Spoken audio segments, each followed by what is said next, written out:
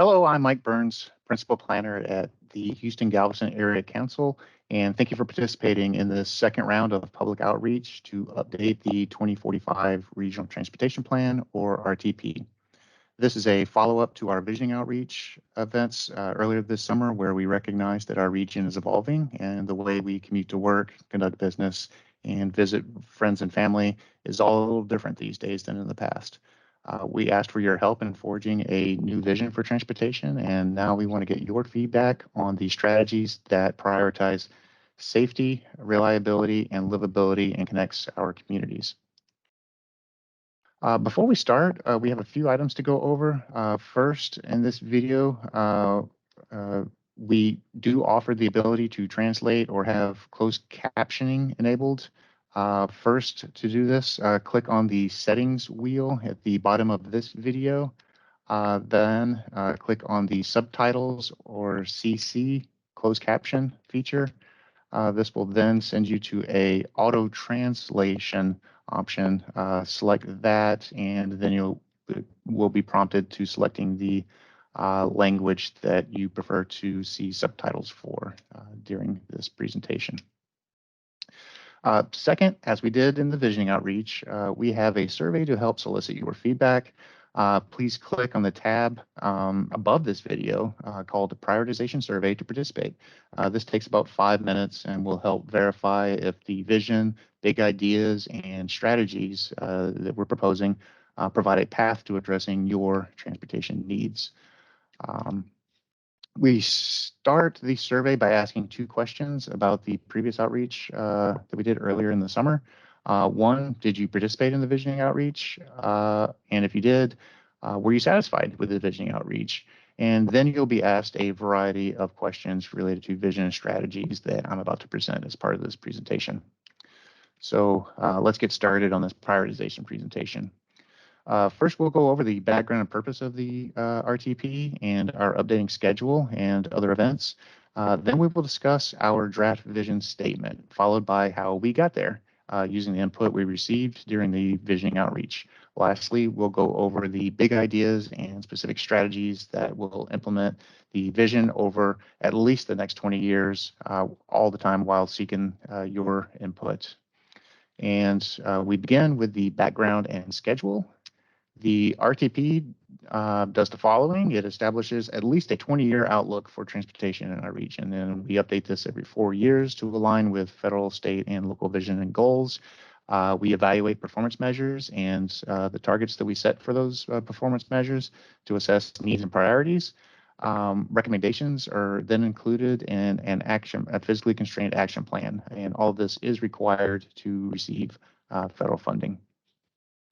The first step in the schedule here shows that the visioning phase was conducted from May through July of 2022 to understand the public's needs. That led to this prioritization phase, and we are conducting this through October into December of 2022 to get feedback on major strategies. And after this round of outreach, we'll go into a plan review and have public meetings to solicit your feedback on the draft plan from February through April of 2023. This is all done before the update is approved by HGAC's Transportation Policy Council in April of 2023. Along with this online presentation, HGAC staff will have 7 in-person meetings around the region. Please see the flyer and meeting information at the top right of this webpage to learn more about these in-person opportunities. And with all that, what is our draft vision? And will this, just to let you know, that this draft is based on the feedback we received during the visioning outreach, and it was developed by HGAC's Regional Transportation Plan Subcommittee. The current vision, as shown here at the top, needed to be more succinct, and it needed to better reflect our goals and priorities. The draft statement that was approved is to provide a safe, resilient, equitable, and reliable multimodal transportation system that contributes to a livable region. This draft statement that we're sharing with you does include a statement on livability and is intended to refer to accessing a variety of options for housing, recreation, healthcare opportunities, all of which make living in the region safer and healthier with access to economic opportunities. So we want to ask you if this is on the right path to addressing your transportation needs. The survey that we're asked that you take does ask if providing a safe, resilient, equitable, and reliable multimodal transportation system that contributes to a livable region is something that does provide a path to addressing your transportation needs, or if this vision does not provide that path to addressing your transportation needs. So what were the results that we got in our visioning outreach that led to the development of this draft vision statement? First, we did conduct a variety of public meetings earlier this year from May through July. These included 8 in-person meetings in each of the MPO's counties, along with a virtual meeting that we held in early June. In addition to the in-person county meetings, staff did coordinate with a variety of stakeholder groups, which is a requirement for this process. These were also throughout the visioning phase in May, June, and July. Stakeholders included elected officials, representatives of traffic safety and security, housing, representatives of elderly and disabled populations, transit users, bicyclists, and pedestrians. The purpose of the visioning outreach was to encourage participation in a survey to help us understand how respondents get around the region, what they like and do not like about travel, what their trade-offs and preferences related to transportation are, and what influences housing choices. So who responded to the survey, and what did we hear? Well, we collected over 2,000 survey responses. We also received about 2,000 individual comments.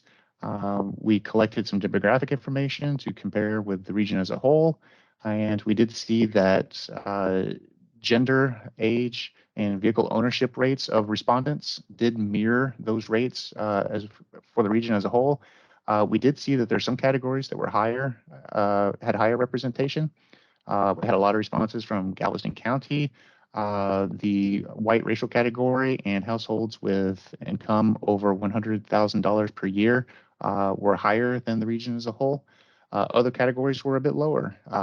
We didn't get as many, we didn't get as well responses from Fort Bend County, Black, African American racial categories, households with income under 30,000, and the younger groups under 25 years of age were a bit lower than what the region as a whole would be. We did see some distinct trends from the responses that we collected related to geography, income, and age. These bullet points on the side generally align with the types of survey questions that we did ask, and we saw that closer to the inner loop, there were higher preferences for an array of mode options, and further from the loop, we saw that respondents experienced safer travel, they had better quality roads, and were more concerned with schools and less with having a variety or an array of mode options and choices. Related to income, we saw that higher incomes were concerned with congestion in schools. They tended to telework more often, as a lot of us, some of us do. Lower incomes were concerned with affordability and having more travel options. And when we looked at different age groups, we saw that younger respondents also prefer a variety of mode options and choices and providing accommodations for walking, biking, and transit use, whereas older respondents had a higher preference for reliable travel times and proximity to healthcare and shopping. Looking at what travel modes respondents use and how often they use them, we saw unsurprisingly that most drive alone, as expected. Walking and biking rates increased closer to the loop, also among younger respondents and among lower income groups. The trends of teleworking, which is a new phenomenon because of the pandemic and post-pandemic, was more prevalent among higher income groups and was rarely used by respondents under 25 years old. When asked what respondents liked or did not like about traveling around the region, we heard they liked their proximity to shopping and other activities. Younger respondents liked proximity to their jobs and that the cost of travel was low. Uh, they told us that they did not like congestion or being stuck in traffic while driving or using transit. We heard that transit was limited or inconvenient. They didn't like the quality, and we heard that they did not like the quality of roads or the pavement conditions. Next, we asked a series of trade-off questions to see when it comes to qualities like safety and convenience, what condition would respondents select? We asked what is important to you, traveling faster or traveling safer? 68% chose traveling safer. And this was true regardless of where you lived, who you were, how much money you made. Highlighted here on geography, those in the inner loop had the highest preference for safe travel, 78%. When looking at age groups, we did see that younger respondents, 85% of those 25 and under preferred safer travel. And even though higher income groups tended to prefer faster travel, there was still a large majority that preferred safe travel regardless of income. When we asked about road conditions, given limited resources, a supermajority of respondents preferred better road quality over more road lanes. And this was the highest preference we received. 75% of respondents wanted better quality roads over more road lanes. Again, regardless of where you live, your age, your income, the consensus was for better quality roads. Geographically, this was particularly true in Harris County, where the rate was 82%, and even further from the loop, where preferences were more balanced with more travel lanes, there was still a preference for better quality of roads. On age, it can be seen that each age groups prefer better quality roads, as with all the different income groups all preferred better quality roads over more lanes.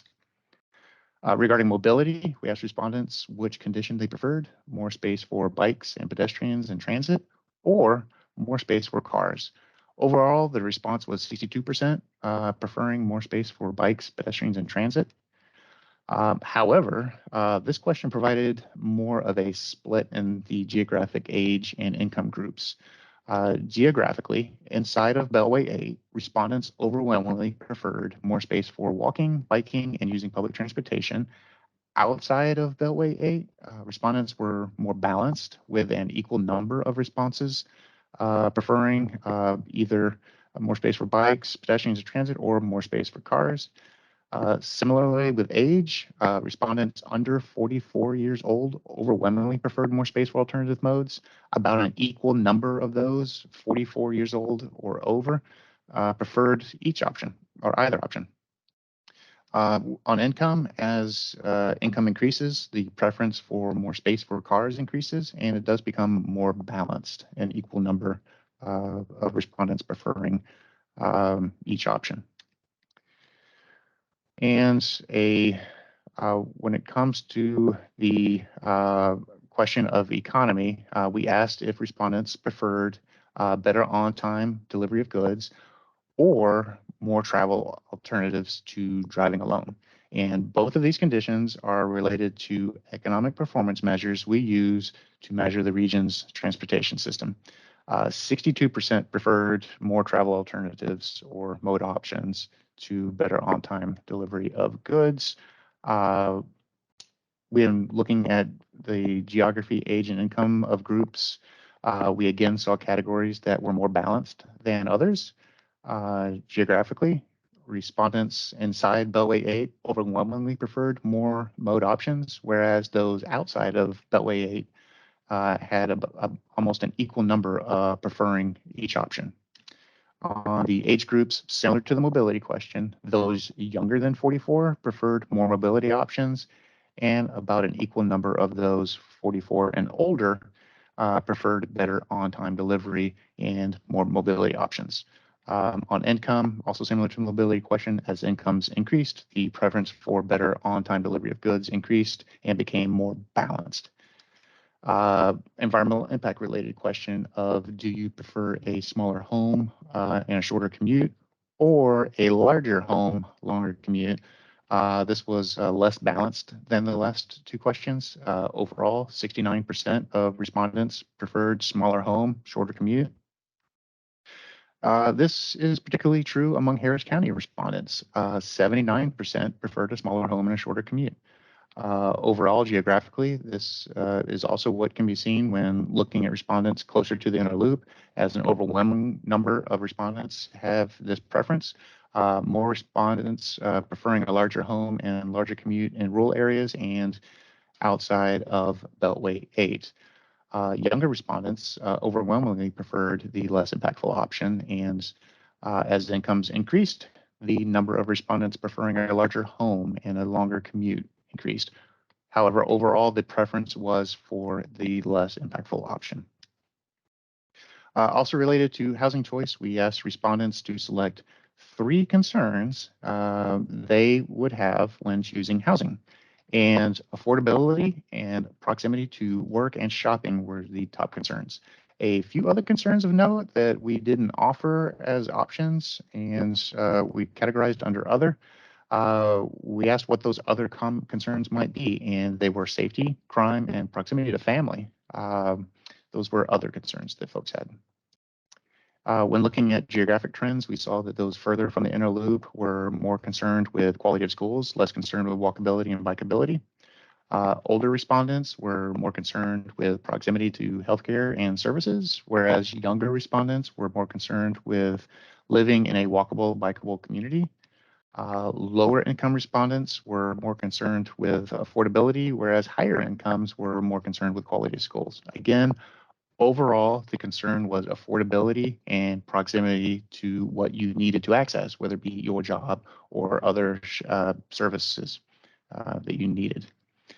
We ended our survey by asking if there was anything else respondents wanted us to know about improving travel in and around the region.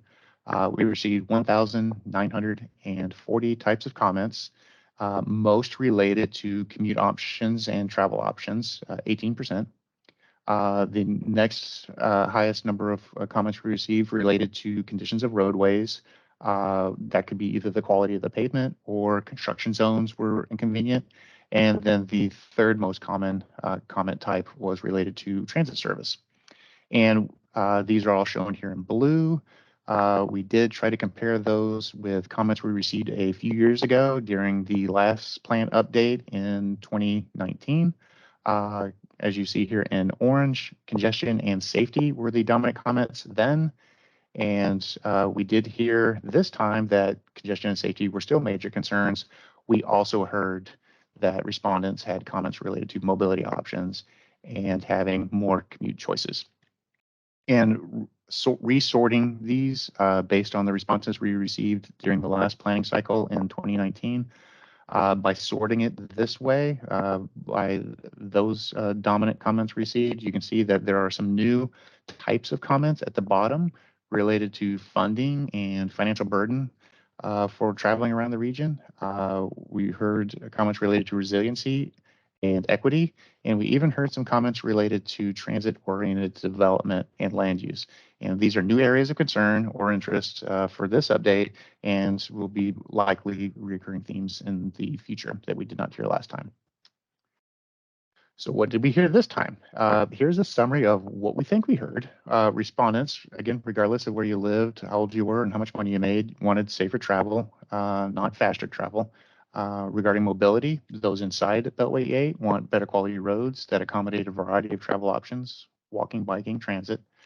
Those outside of Beltway 8 have greater concerns with congestion and want a shorter commute, either by distance or by time, and they don't have access to convenient access to public transportation. Congestion or reliable travel times is a primary concern for everyone, and we also heard that respondents really appreciated proximity or having access to affordable living near work, shopping, and other services.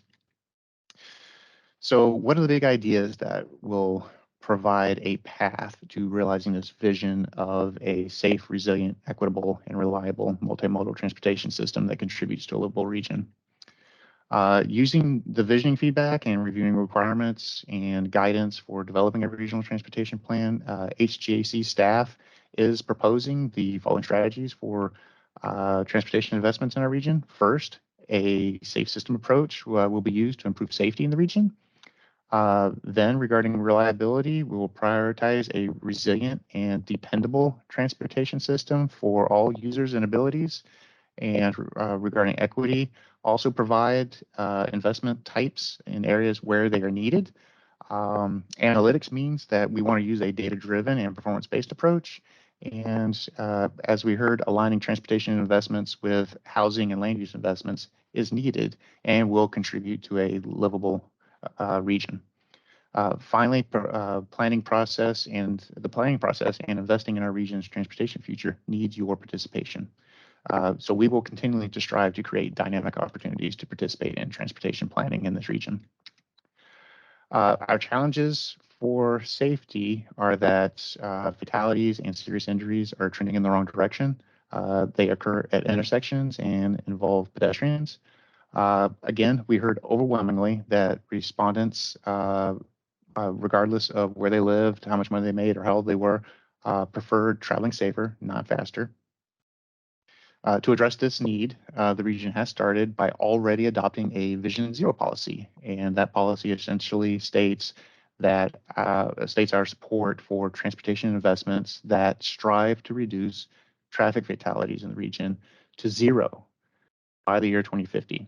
To achieve this aspirational goal, we will also utilize a safe system approach, and a safe system approach is simply a change in the culture of designing and implementing facilities to incorporate all mobility needs and recognizing that roadways and vehicles can be designed to reduce risk and severity of injuries. And we are already pursuing this. Federal funding for a regional and comprehensive safety action plan is being pursued using these principles and this strategy. We do provide a survey question in the prioritization survey where we ask if you support this approach to improving safety in the region. Again, the Vision Zero policy has been adopted and commits to transportation investments that eliminate traffic fatalities in the region by 2050. Do you support this safety strategy or do you not support this safety strategy? Reliability is another strategy to ensure a resilient system that operates as expected. And our challenge is improving freight reliability and addresses some portions of the system that experiences bottlenecks and flooding. We did hear that congestion is a primary concern when traveling in and around the region. This was one of the major concerns we received. To address this, the region could prioritize congestion management from an outlined process to an actual plan that identifies specific projects to improve reliability. A congestion management plan would prioritize specific projects and initiatives to improve system reliability in areas that experience significant bottlenecks and delays. The region could also develop a regional resilience improvement plan using federal funding to identify and prioritize specific improvement projects and areas of the transportation system that are critical and currently vulnerable to storm events. And lastly, freight reliability can be improved once projects are identified and prioritized through an ongoing regional goods movement planning process. And we do ask a couple of survey questions regarding reliability and asked if you support this approach to improving reliability in the region by developing a congestion management plan. And again, this plan would evaluate multiple alternatives to improving reliability along roadways. Those alternatives could include dedicated truck lanes, high capacity transit, traffic signal optimization to fix those signalized intersections that are performing poorly, and perhaps there could be dynamic parking pricing to encourage shifting to other modes rather than driving, especially driving alone. And we ask if you support developing a congestion management plan or do not support developing a congestion management plan. Regarding resiliency, we ask if you support this approach to improving resiliency in the region by developing a regional resilience improvement plan. And that plan would simply identify projects that would improve critical roadways that are currently vulnerable to flooding. Those projects could include increasing stormwater storage, adding shade trees and other landscaping features. And we ask you if you support developing a regional resilience improvement plan or whether you do not. Equity is an important topic, and we have a challenge of understanding impacts and underinvestments in vulnerable and underserved populations. We heard that residents inside the Beltway and lower income groups overwhelmingly want more travel options. To do this, we could develop a regional equity plan. We are now prioritizing underserved communities as part of the federal grant application to improve safety in the region, and we are continually trying to align investments with identified needs. And we do ask a survey question regarding this strategy of if you support an approach of improving equity in the region.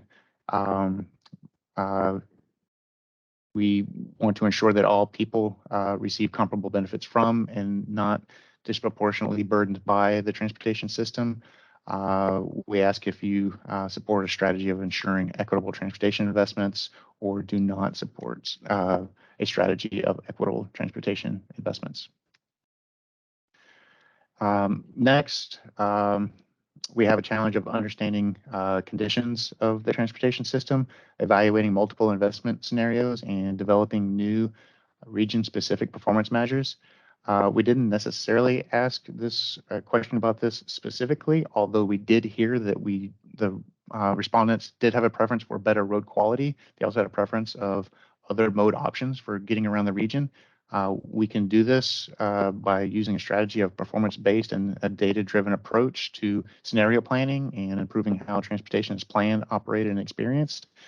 We can also continue with providing other technical options like regional intelligent transportation systems to understand levels of congestion on the system to help direct your travel patterns or even the mode choices that you select. And regarding this analytics question, we ask if you support a data-driven and performance-based approach, or if you do not support a data-driven and performance-based approach. And regarding livability, this is a term referring to having access to a variety of housing options, recreation, and reliable commuting options, and adequate healthcare. Connecting investments to these amenities is a challenge. We did hear that affordable housing is important, as are access to and proximity to jobs, services, and healthcare. Transportation investments can contribute to access to these various housing types through development around transit-oriented or other mobility options. It can be done by implementing a complete streets policy, which that means prioritizing safety and comfort and accessibility for all needed modes of travel, and doing so using safer and more resilient design standards. We ask if you agree with this and support livability by accommodating all users and abilities through a complete streets policy. We ask if you do support accommodating all transportation users and abilities with transportation investments, or whether you do not. And regarding housing, we ask if you support livable investments that serve a variety of housing types. Housing types might be single-family housing, duplexes, townhouses, mid or high-rise homes and apartments. Do you support investing in transportation facilities that serve a variety of housing types, or do you not support this? And lastly, this last strategy is related to public outreach and providing a dynamic opportunity to participate. We heard virtual and in-person opportunities are preferred to participate in transportation planning. We can provide this opportunity by updating our public participation plan. This plan is a federally required document to organize how public outreach is to be conducted for regional transportation planning in our region. And we do ask a survey question of if you support dynamic public outreach, virtual and in-person opportunities to participate, or whether you do not support virtual and in-person opportunities to participate in transportation planning. And this concludes the prioritization presentation. Again, please take our prioritization survey and encourage others to participate as well. Let us know if this vision and these strategies provide a path for addressing your transportation needs. Thanks again for participating.